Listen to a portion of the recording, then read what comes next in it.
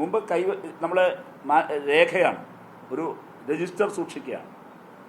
ആ രജിസ്റ്ററിലുള്ള മുഴുവൻ വസ്തുതകളും എവിടേക്ക് അപ്ലോഡ് ചെയ്യണം? ഡിജിറ്റലൈസേഷൻ്റെ ഭാഗമായും നിയമത്തിൻ്റെ ഭാഗമായും ഉമീദ് പോർട്ടലിൽ അപ്ലോഡ് ചെയ്യണം. ആ അപ്ലോഡ് ചെയ്യേണ്ട സാങ്കേതികമായൊരു കാര്യം മാത്രമാണ് ഈ ബോർഡ് ചെയ്തത്, അല്ലാതെ മറ്റൊരു കുറ്റം ചെയ്തിട്ടില്ല. ഇപ്പോ നിങ്ങൾ നോക്ക്, അതിൽ അദ്ദേഹം പറഞ്ഞു പോകുന്ന പോക്കിൽ ഇത് ചെയ്തു എന്നാണ്. നിരുത്തരവാദപരമായി ഇനിയും അദ്ദേഹം ഇതുപോലെ സംസാരിക്കരുത് എന്ന് ഒരിക്കൽ കൂടി അഭ്യർത്ഥിക്കുകയാണ്. ഇപ്പോൾ ഈ വസ്തുവകൾ മാത്രമാണോ അപ്ലോഡ് ചെയ്തത്? ഞാൻ ഓർമ്മിപ്പിക്കുന്നു, 6/5/2026 മുതൽ 17/5/2026 വരെ ഇതുൾപ്പെടെ 386 വഖഫുകളെ ബോർഡ് നേരിട്ട് അപ്ലോഡ് ചെയ്തിട്ടുണ്ട്. മനസ്സിലായല്ലോ? ആ കൂട്ടത്തിൽ ചെയ്ത സ്വാഭാവികമായ നടപടിയാണ്. അപ്പോൾ തിരഞ്ഞെടുപ്പ് കാലത്ത് നിരുത്തരവാദപരമായി 10 മിനിറ്റ് കൊണ്ട് പരിഹരിക്കും ഞങ്ങൾ അധികാരത്തിൽ വന്നാൽ എന്ന് പറഞ്ഞ വീമ്പിളക്കലിൽ ഇപ്പോൾ ഇലിഭ്യനാകാതിരിക്കാൻ അദ്ദേഹം വഖഫ് ബോർഡിന്റെ മുകളിലേക്ക് കൊണ്ടുവെക്കരുത്. 2019 UDF പൊളിറ്റിക്കലി അപ്പോയിൻമെന്റ് ചെയ്ത ആ വഖഫ് ബോർഡ് രജിസ്റ്റർ ചെയ്ത ഈ സ്വത്തുവകകൾ അതേമാതിരി ഇപ്പോൾ അപ്ലോഡ് ചെയ്യുന്ന സാങ്കേതികമായൊരു കാര്യം മാത്രമേ, അത് നിയമപരമായി ഈ നിയമപ്രകാരം ചെയ്യേണ്ടതാണ്, അവിടെ ചെയ്തിട്ടുള്ളൂ. ആകയാൽ ബഹുമാനപ്പെട്ട മുഖ്യമന്ത്രി ശ്രീ വി.ഡി. സതീശനോട് വിനയപുരസ്സരം ഓർമ്മപ്പെടുത്താനുള്ളത്, അങ്ങേക്കുള്ള സ്പേസ്, അങ്ങ് അവകാശപ്പെട്ട 10 മിനിറ്റ് കൊണ്ട് പരിഹരിക്കാൻ കഴിയുന്ന സ്പേസ് അവിടെ തന്നെയുണ്ട്. ഒരു മാറ്റവും വന്നിട്ടില്ല. ശ്രീ വി.ഡി. സതീശൻ അവകാശപ്പെട്ടത് കേരളത്തിന്റെ മുമ്പിൽ 10 മിനിറ്റ് കൊണ്ട് പരിഹരിക്കാവുന്ന കാര്യമാണ്. സാറേ, 10 മിനിറ്റ് കൊണ്ടോ 10 മണിക്കൂർ കൊണ്ടോ 10 ദിനം കൊണ്ടോ അങ്ങക്ക് പരിഹരിക്കുന്നതിന് അന്ന് താങ്കൾ ഈ പ്രസ്താവന നടത്തുമ്പോൾ ഉള്ള സാഹചര്യത്തിൽ നിന്ന് ഒരു മാറ്റവും ഈ നിമിഷം ഒരു മാറ്റവുമില്ല. അന്നും ഇത് വഖഫ് സ്വത്താണ്. 2019 UDFന്റെ കാലത്ത് രജിസ്റ്റർ ചെയ്ത വഖഫ് സ്വത്താണ്. ഇപ്പോഴും അതങ്ങനെയാണ്. അത് ഉമീദ് പോർട്ടലിലേക്ക് മാറ്റി എന്നുള്ളത് പുതിയ നിയമപ്രകാരമുള്ള ഒരു പുതിയ സംവിധാനമാണ്. ആ സംവിധാനത്തിൽ സാങ്കേതികമായി മാറ്റി, അത്രയേ ഉള്ളൂ.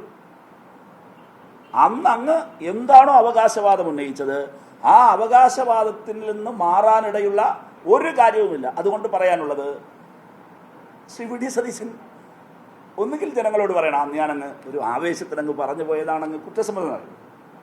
10 മിനിറ്റ് കൊണ്ട് പരിഹരിക്കാവുന്ന നിസ്സാര കാര്യമാണ് എന്നങ്ങ് കുറ്റസമ്മതം നടത്തും, പ്രശ്നമല്ല. വേറെ ആരുടെയും പെടലേക്ക് കൊണ്ടുവെക്കരുത്. ഇനി ഒരു കാര്യം വളരെ വ്യക്തമായി പറയാനുള്ളത്, വഖഫ് ബോർഡിൽ ഞാനിപ്പോൾ അങ്ങായത് ഒരു MP അങ്ങനെ വരണം എന്നുള്ളത് കൊണ്ടാണ് ഗവൺമെൻറ് ഒരു MP എന്ന നിലയിൽ എന്നെ അതിലേക്ക് വെച്ചത്.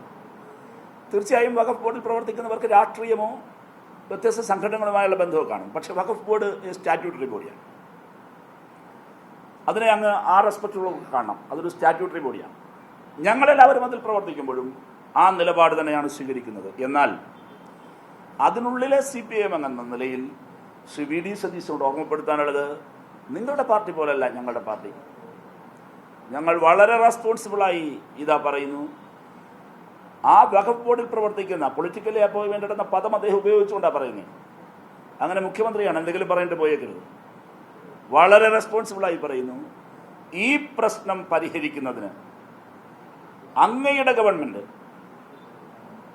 എന്തു ശരിയായ നിലപാട് സ്വീകരിച്ചാലും ഈ പ്രശ്നം കേരളത്തിന്റെ കമ്മ്യൂണൽ ഹാർമണിയെ സംരക്ഷിച്ചു നിർത്തിക്കൊണ്ട് ഈ പ്രശ്നം പരിഹരിക്കുന്നതിനാവശ്യമായ നിലപാട് തന്നെയായിരിക്കും ഞങ്ങളെടുക്കുക.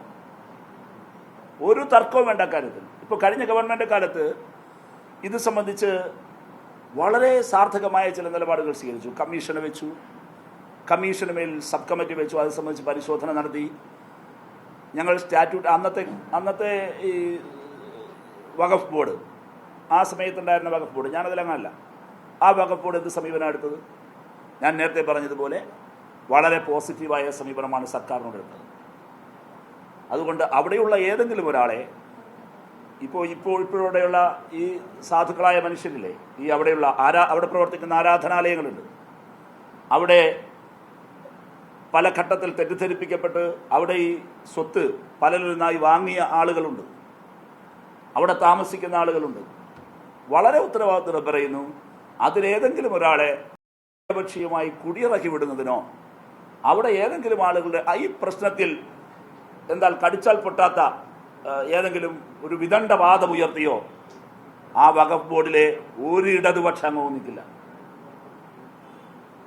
ഇടതുപക്ഷത്തിന് ലൈനതല്ല, നാട്ടിൽ പ്രശ്നം ഉണ്ടാക്കലല്ല, ഉയർന്നു വരുന്നൊരു പ്രശ്നത്തെ രമ്യമായി പരിഹരിക്കുന്നതിന് വഖഫ് ബോർഡ് ഒരു സ്റ്റാറ്റ്യൂട്ടറി ബോർഡ് എന്ന നിലയിൽ അതിൽ മേൽ നിഷ്കർഷിക്കപ്പെട്ട ഉത്തരവാദിത്തങ്ങളാണ് നിർവഹിക്കുക. ഗവൺമെൻറ്റാണ് എല്ലാ സ്റ്റേക്ക് ഹോൾഡേഴ്സുമായി സംസാരിച്ച് അതിൽ ഏറ്റവും ഉചിതമായ നിയമപരമായി നിലനിൽക്കുന്ന, എന്നാൽ അതേസമയം ഇരകൾക്ക് അല്ലെങ്കിൽ ഈ പറയുന്ന ആളുകൾക്ക്, അവിടെ താമസിക്കുന്ന ആളുകൾക്ക്, അവർക്കോ മറ്റേതെങ്കിലും ആരാധനാലയത്തിനോ ഇനിപ്പോട്ടെ കേരളത്തിൻ്റെ കമ്മ്യൂണൽ ഹാർമണിക്കോ ഒരു പ്രയാസവുമില്ലാത്ത വിധമുള്ള ഒരു സൊല്യൂഷനിലേക്ക് എത്തിക്കേണ്ടത് ഗവൺമെൻറ്റാണ്. അത് ഗവൺമെൻറ് ചെയ്യേണ്ട ഒരു ഉത്തരവാദിത്തമാണ്. അത് അങ്ങ് ചെയ്യട്ടെ, ഗവൺമെൻറ് ചെയ്യട്ടെ. അതിനോട് ചേർന്ന് നിൽക്കുന്ന, അതിനെ ഏതെങ്കിലും തരത്തിൽ മോശപ്പെടുത്താൻ തുരങ്കം വയ്ക്കുന്ന ഒരു നിലപാടും ഞങ്ങൾ സ്വീകരിക്കില്ല.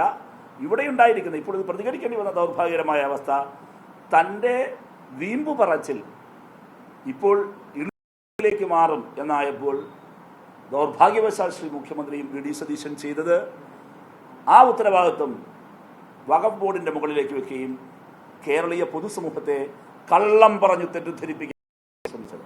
അത് പറയുന്നതിന് വേണ്ടിയിട്ടാണ് വാർത്താ സമ്മേളനം.